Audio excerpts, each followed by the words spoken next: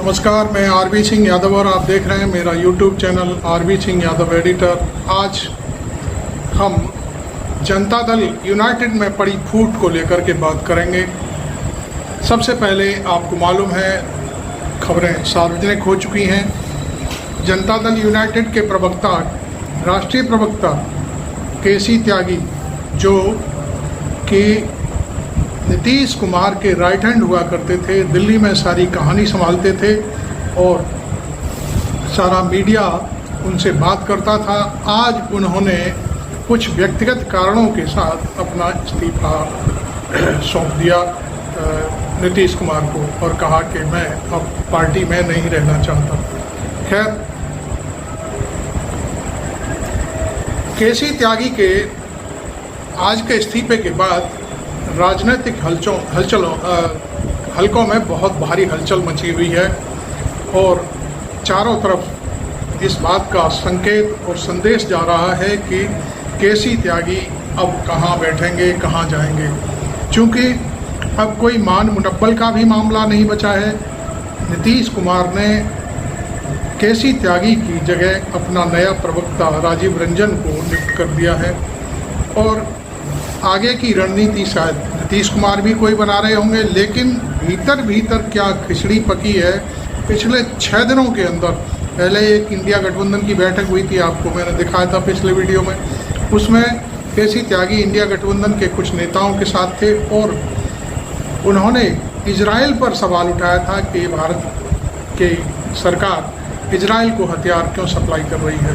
ये बहुत ही दुखद बात है। उन्होंने इस मामले में नेतन्याहू की बुराई करी और कहा कि हमास हमारा पुराना सहयोगी है और इसका उन्होंने अटल बिहारी वाजपेयी के बयानों का संदर्भ भी दिया और बातें भी की।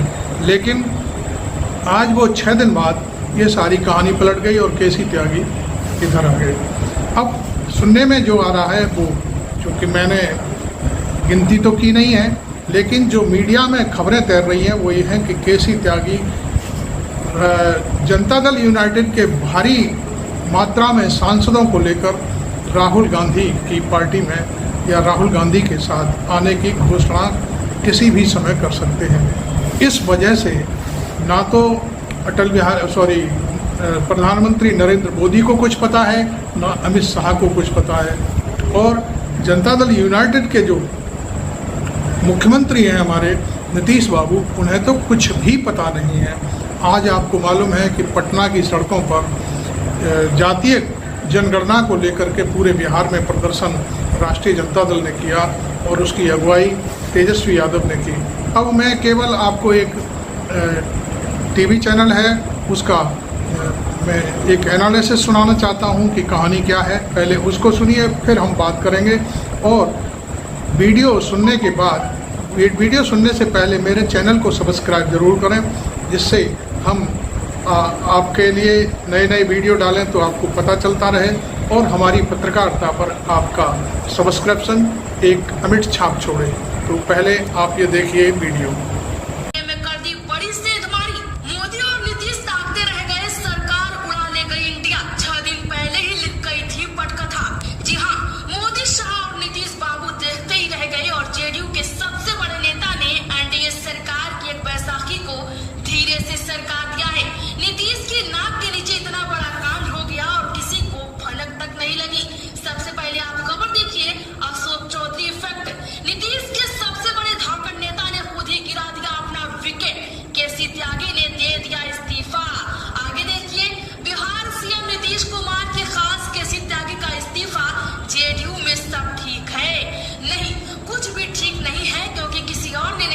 बल्कि जेडीयू के राष्ट्रीय प्रवक्ता ने ही इस्तीफा दे दिया है।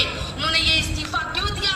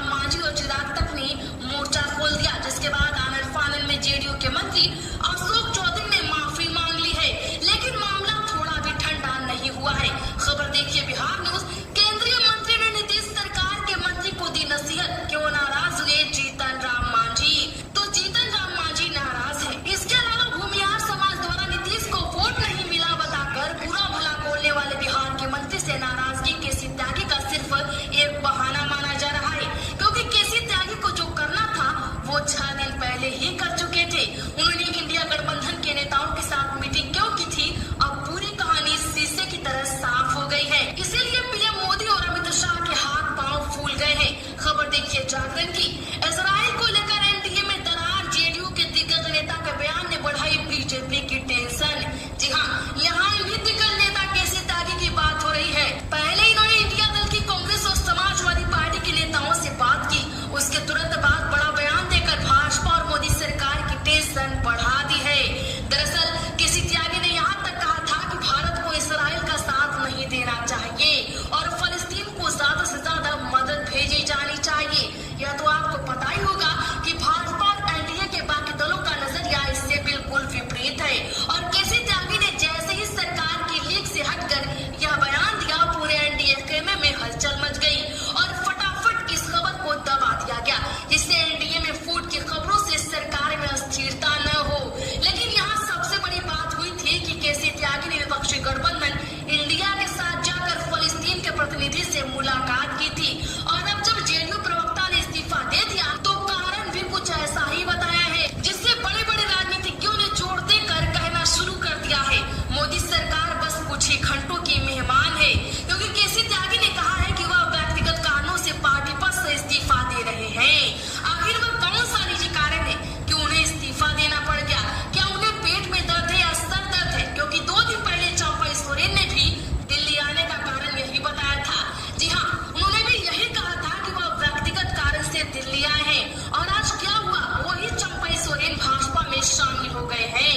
तो मतलब साफ है कि कोई बहुत बड़ा कारण है तभी केसी त्यागी ने इस्तीफा दिया है। चंपई से तो भाजपा को कुछ हासिल हुआ नहीं, क्योंकि चंपई को उनके नेताओं ने ही चूना लगा दिया।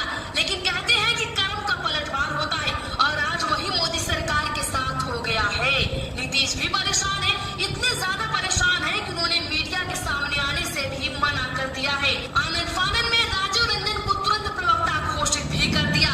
अब जब त्यागी ने निजी कारणों का हवाला दे ही दिया है तो मतलब साफ है कि कुछ बड़ा होने वाला है।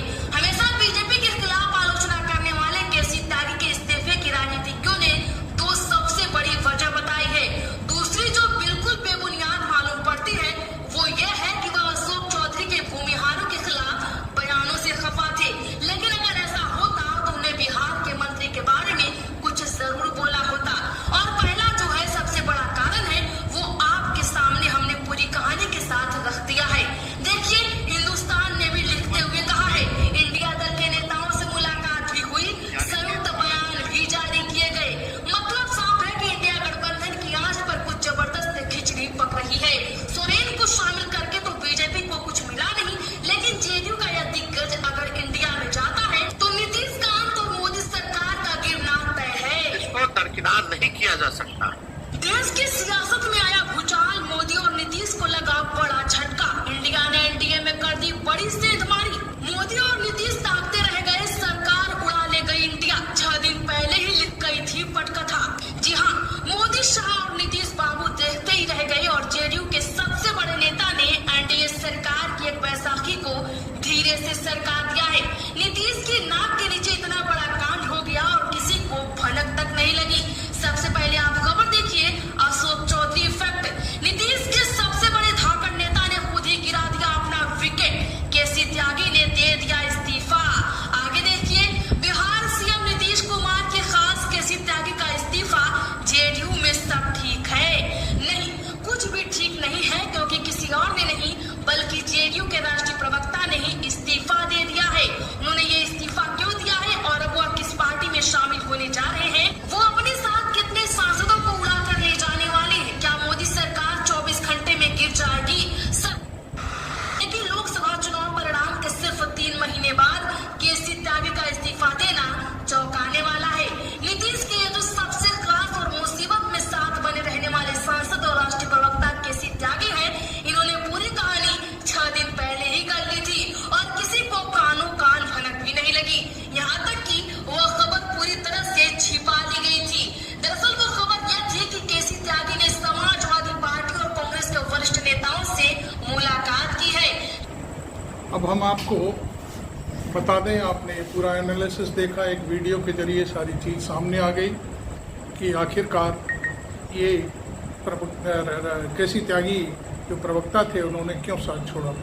कुल मिलाकर के कहानी ये है कि उनको ऐसा लग रहा था कि भारतीय जनता पार्टी ने जैसे चिराग पासवान को तोड़ने की कोशिश की है, कोशिश शुरू हो गई है। कल रात को हमने आपको वीडियो भी दिखाया था चिराग पासवान के बारे में, और उनके खिलाफ जो शिकायतें कराई गई हैं, इसी तरह से उनको ये लग रहा था कि नीतीश कुमार के एक खास व्यक्ति के खिलाफ ईडी ने छापा मारा था, और उससे ये लग रहा था कि पार्टी को तोड़ने की पूरी कोशिश होगी। लेकिन केसी त्यागी ने सारे सांसदों को अपने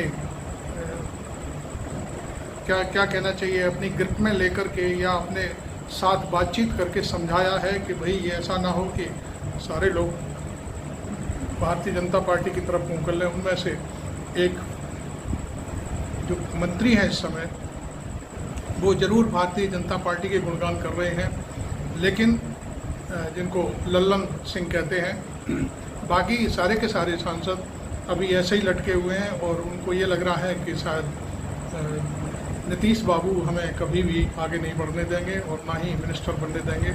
और एक, चूँकि वो खुद चीफ मिनिस्टर हैं, उन्हें सांसदों के बारे में क्या करना है। सांसद चूँकि उनकी पार्टी से जीत करके आए हैं, तो उन्हें कोई ज़रूरत नहीं है कुछ भी, कोई भी मिनिस्ट्री या कुछ और चीज़ करने की। लेकिन भारतीय जनता पार्टी चाह रही है कि किसी भी सूरत में उन्हें 240 से पार करके आगे ले जाना है। तो पटना में ही उन्होंने पहले लोटस ऑपरेशन जो है भारतीय जनता पार्टी का, उसे चलाने की कोशिश हो रही थी बहुत दिनों से।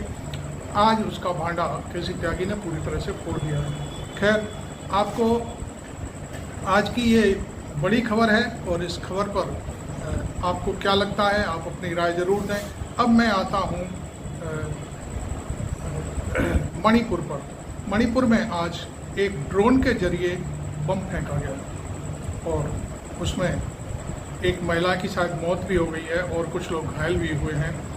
ये जो वहाँ के दो समुदाय हैं, उनमें आपस में झगड़ा हो रहा है, और वहाँ के चीफ मिनिस्टर पर वहाँ की पब्लिक पूरा आरोप लगाती है कि चीफ मिनिस्टर वहाँ अपने जाति और समुदाय के लोगों का साथ देते हैं, बाकी जो कुकीज़ समुदाय है उसको हैरेस करते हैं। दूसरी बात, आपको मालूम है कि वहाँ यूनियन टेरिटरी बनाने की मांग चल रही है भारत सरकार से। भारत सरकार अभी तक कोई इस मामले में फैसला नहीं ले पाई है। अमित शाह भी शुरुआत में, जब पिछले शायद कुछ साल का जो महीना था, उसमें मई वगैरह था, क्या था, उसमें गए थे घूमने, और उसके बाद से फिर वो वहाँ नहीं गए। चुनाव भी हो गया, सारी चीज़ें हो गई।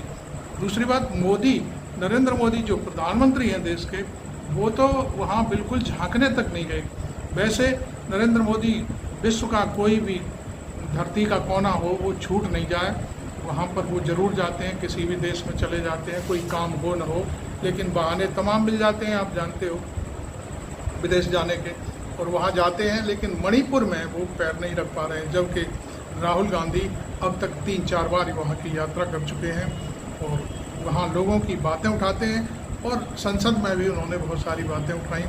आज का जो हमला है वो इस बात का द्योतक है कि वहाँ पर चीफ मिनिस्टर है, वो संभाल नहीं पा रहे हैं सत्ता को। चूँकि वहाँ की गवर्नर हैं, वो राष्ट्रपति महोदय से मिलकर के वो रोते रोते अपनी बात कह के भी आई हैं कई बारी, लेकिन राष्ट्रपति ने भी कोई बात उनकी सुनी नहीं, और या सुनी भी होगी तो कोई तवज्जो नहीं दी।